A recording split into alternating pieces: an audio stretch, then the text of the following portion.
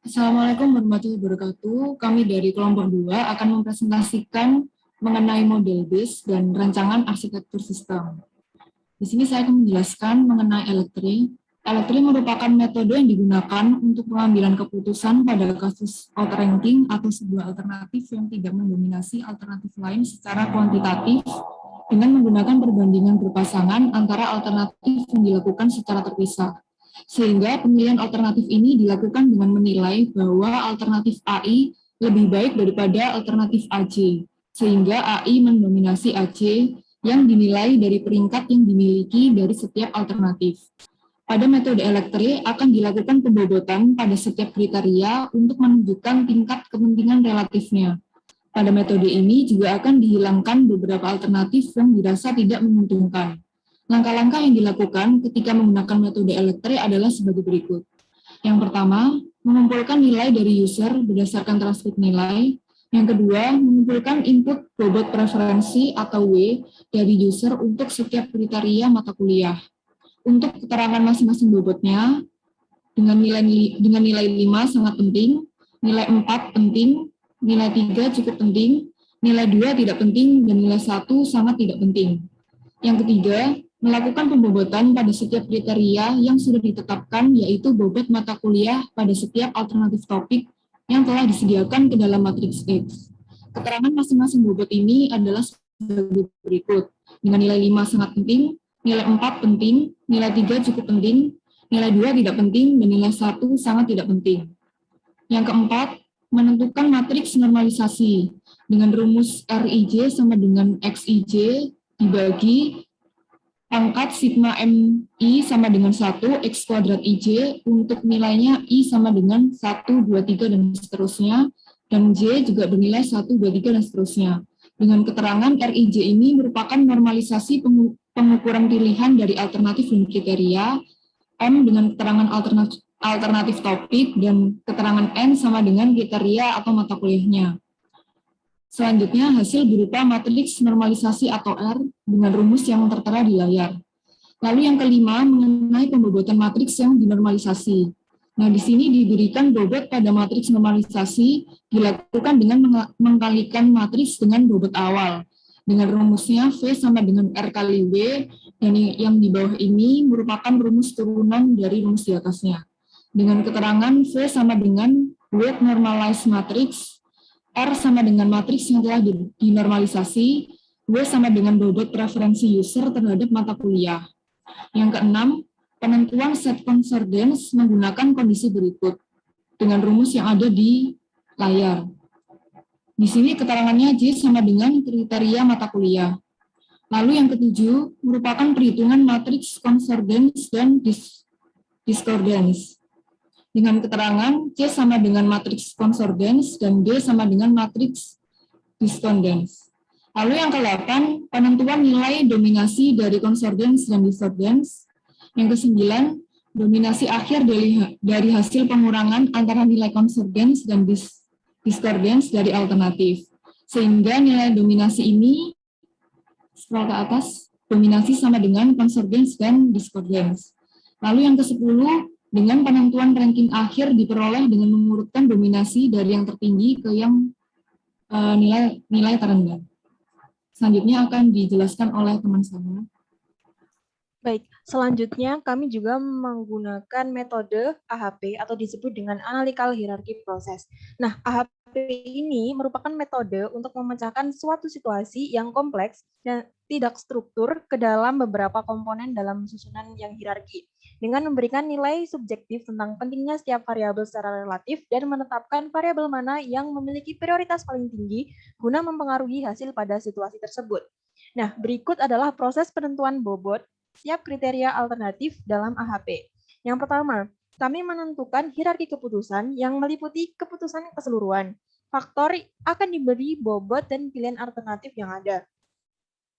Selanjutnya, menyusun matriks kriteria secara berpasangan melalui proses penilaian subjektif dan menggunakan skala berikut.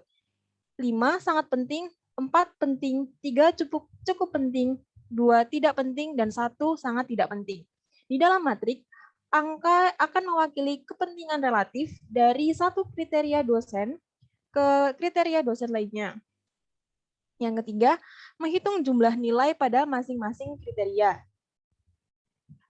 Yang keempat, membuat normalis matrik dengan membagi setiap nilai di dalam kolom dengan jumlah pada nilai masing-masing kriteria, hasil dari langkah ketiga. Yang selanjutnya, hitung bobot prioritas dari masing-masing kriteria dosen dengan menjumlahkan nilai dari setiap baris dan membaginya dengan banyaknya kriteria dosen yang dimiliki. Selanjutnya, tentukan set konsistensi dengan mengalihkan hasil penelitian subjektif pada kedua dengan hasil prioritas masing-masing kriteria. Kemudian dilanjutkan dengan menjumlahkan setiap nilai setiap kriteria, yaitu di dalam baris. Nah, yang ketujuh, set konsistensi. Kemudian diperoleh dengan membagi jumlah setiap kriteria, di mana ini adalah hasil dari langkah 6 dengan bobot prioritas. Nah, ini hasil dari langkah 5. Hasil ini selanjutnya disebut dengan set konsistensi. Nah, untuk menghitung indeks konsistensi atau konsistensi indeks dapat didapatkan dari rumus yang tertera di layar. Dengan keterangan N merupakan jumlah kriteria. Kemudian nomor 9, menghitung rasio konsistensi atau konsistensi rasio dengan membagi indeks konsistensi dengan nilai indeks acak dari tabel. Nah, untuk keterangannya sendiri, CR merupakan konsistensi rasio dan CI merupakan konsistensi indeks.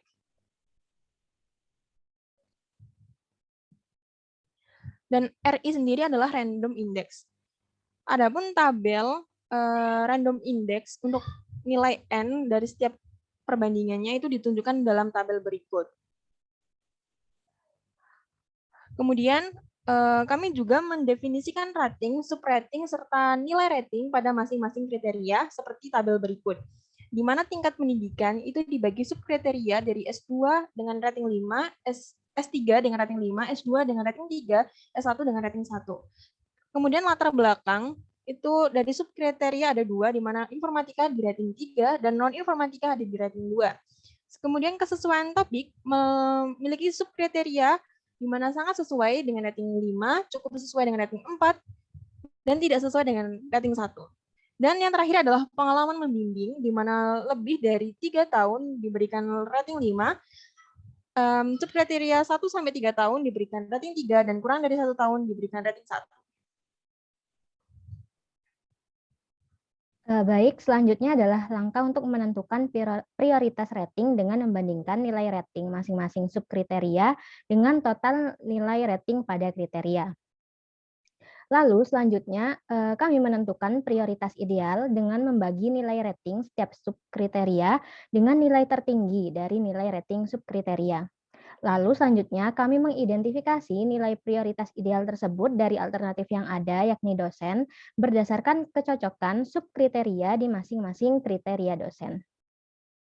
Selanjutnya adalah menghitung skor akhir dari alternatif yang ada, yaitu dosen, dengan mengalihkan prioritas ideal, yaitu hasil dari langkah 13, dengan bobot setiap kriteria, yaitu hasil dari langkah 5 yang tadi. Lalu yang terakhir adalah melakukan perankingan skor yang diperoleh dengan skor yang memiliki nilai lebih tinggi itu memiliki ranking yang lebih baik. Nah, selanjutnya kami juga membuat flowchart untuk menggambarkan proses pemilihan keputusan berdasarkan metode yang kami pilih, yaitu yang pertama untuk metode elektre di sini, di mana langkah pertama itu kami melakukan input nilai mata kuliah dan juga bobot. Ini adalah bobot preferensi. Lalu selanjutnya ada proses untuk melakukan pembobotan pada setiap kriteria yang sudah ditetapkan. Nah, di sini adalah bobot mata kuliah pada setiap alternatif topik yang telah disediakan ke dalam matriks. Oke, lalu yang selanjutnya itu kita akan menentukan matriks normalisasi dengan rumus tersebut, di mana hasilnya atau outputnya berupa matriks yang telah dinormalisasi. Seperti itu. Lalu yang selanjutnya itu kami melakukan pembobotan matriks yang dinormalisasi dengan menghitung menggunakan rumus V sama dengan R dikali W, di mana R tadi adalah matriks yang telah dinormalisasi dan W itu adalah bobot preferensi user terhadap mata kuliah. Lalu selanjutnya kami juga menentukan set concordance menggunakan rumus tersebut, sehingga selanjutnya dapat dilakukan perhitungan matriks concordance atau C di situ dan discordance atau D. Nah, setelah dihitung matriks tersebut, kami melakukan penentuan nilai dominasi dari concordance dan discordance, di mana dominasi akhir itu merupakan hasil pengurangan antara concordance dan discordance. Lalu proses terakhir adalah penentuan ranking sehingga memperoleh output berupa rekomendasi topik.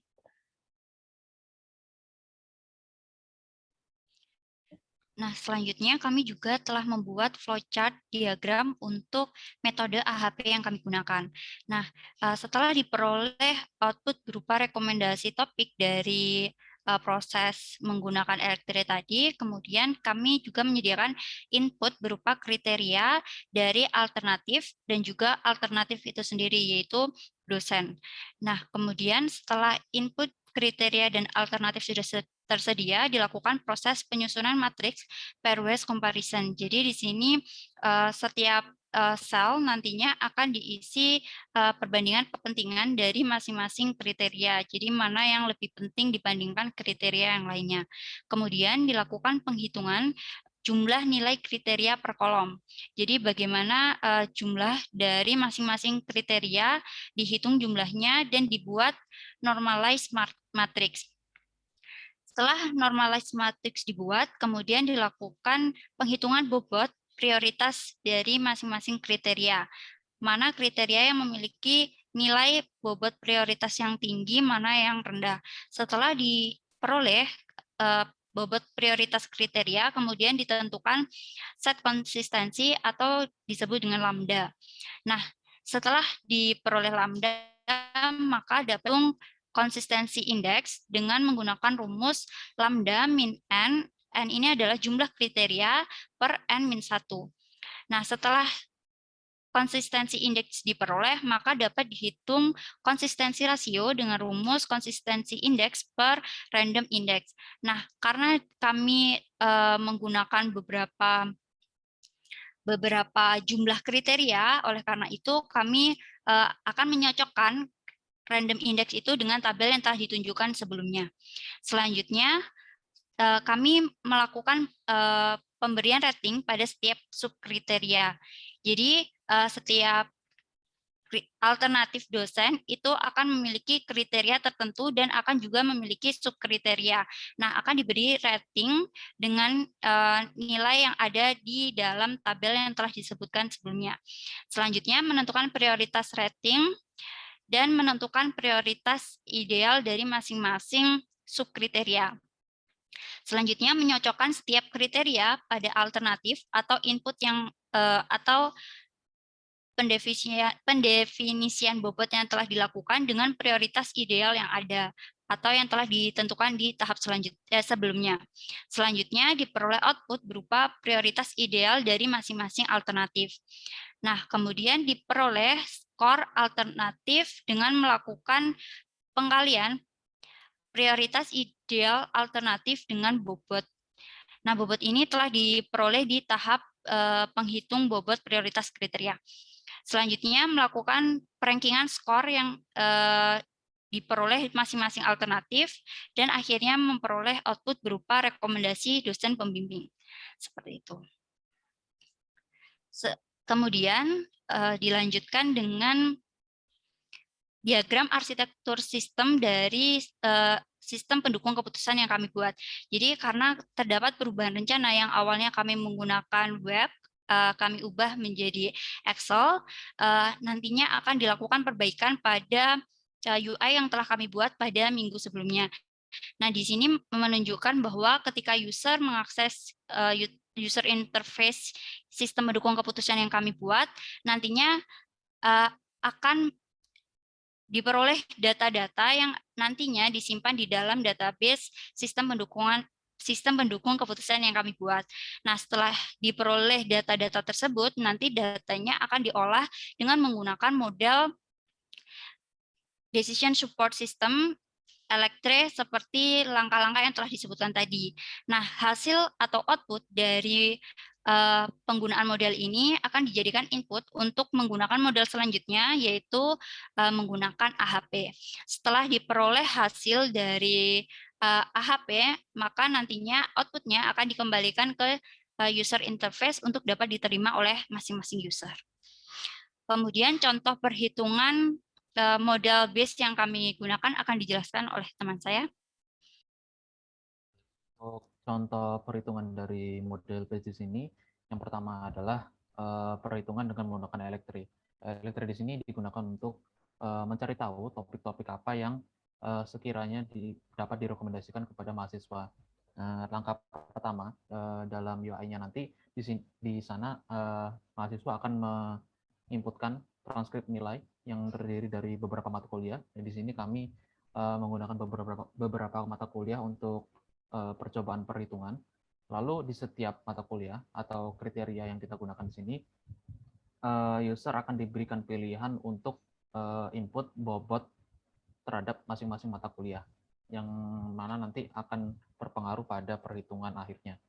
Untuk nilai default dari setiap kriteria ini adalah 3, karena 3 adalah cukup penting. Jadi di sini user dapat secara opsional menginputkan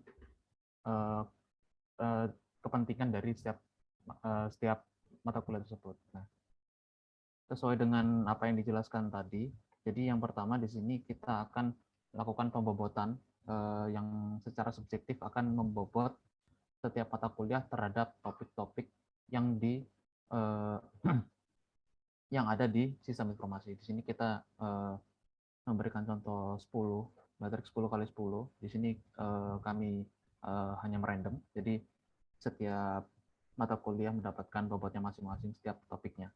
Lalu di sini akan dilakukan perhitungan normalisasi matriks, didapatkan normalisasinya pada tabel berikut ini.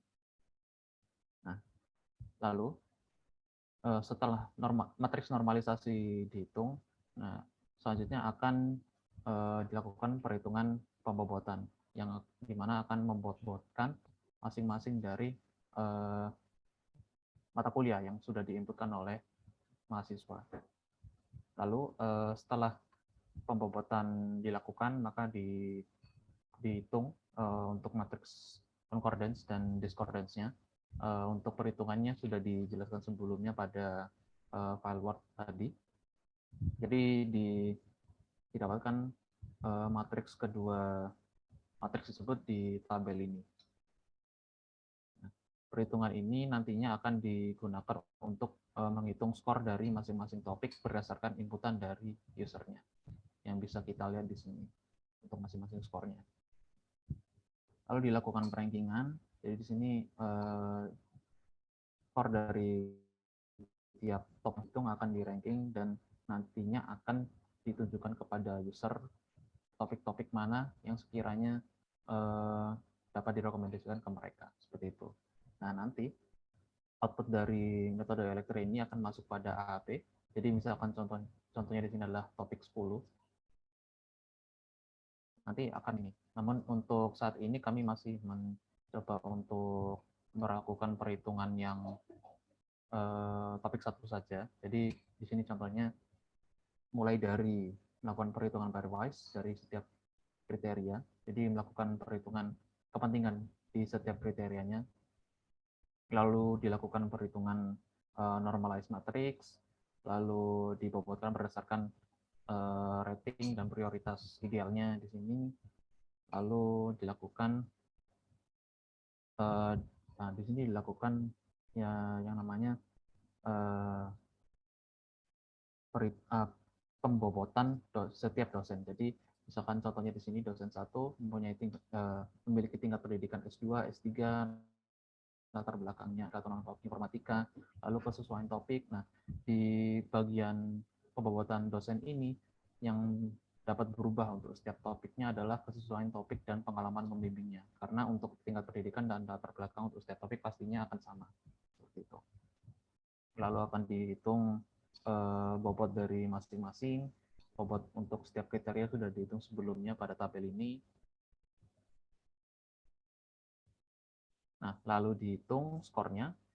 Nah, setelah dihitung, skornya untuk setiap dosen akan di ranking berdasarkan nilai skornya. Jadi yang tertinggi akan mendapatkan rekomendasi yang terbaik, seperti itu. Nah, sekian presentasi dari kelompok kami. Kurang lebihnya mohon maaf. Wassalamualaikum warahmatullahi wabarakatuh.